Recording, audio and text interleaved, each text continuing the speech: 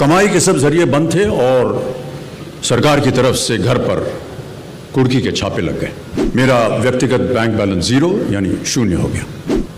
देवी और सज्जनों, जितना वो देना चाह रहे थे उससे मेरी सारी दुविधा और परेशानियां खत्म हो जाती। जीवन में एक बार ऐसा दौर आया जब मैं बैंकरप्ट हो गया, दिवालिया हो गया। मेरी बनाई हुई कंपनी घाटे में चली गई, करोड़ों का कर्जा चढ़ गया। मेरा व्यक्तिगत बैंक बैलेंस जीरो यानी शून्य हो गया। कमाई के सब जरिए बंद थे और सरकार की तरफ से घर पर कुर्की के छापे लग गए। ये बात धीरूभाई को पता चली।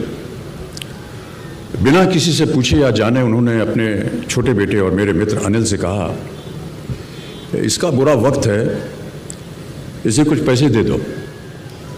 अनिल ने मुझे आकर ये बताया, देवी और सज्जनों, जितना वो देना चाह रहे थे उससे मेरी सारी दुविधा और परेशानियां खत्म हो जाती। उनकी उदारता पर मैं भावुक हुआ, लेकिन मुझे लगा कि मैं उनकी उदारता को स्वीकार न कर पाऊंगा।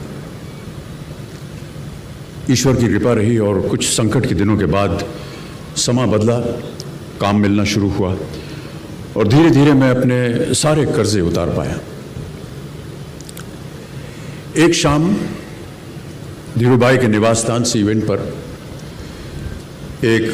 मुझे भी आमंत्रित किया गया।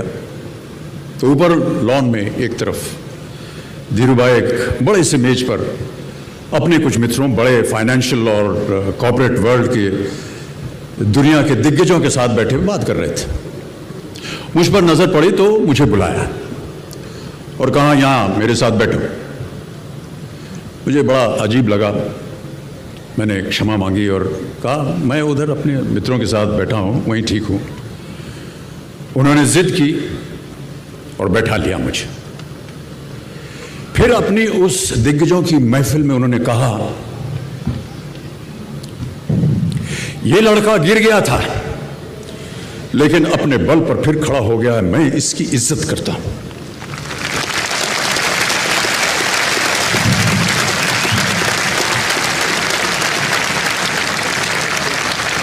उनका ये व्यवहार और उनके वो शब्द मेरे लिए उस धनराशि से हजारों गुना ज्यादा मूल्यवान थे, जितना कि वे मुझे मेरी संकट से बाहर आने के लिए देने के लिए तैयार थे। ये उनका व्यक्तित्व।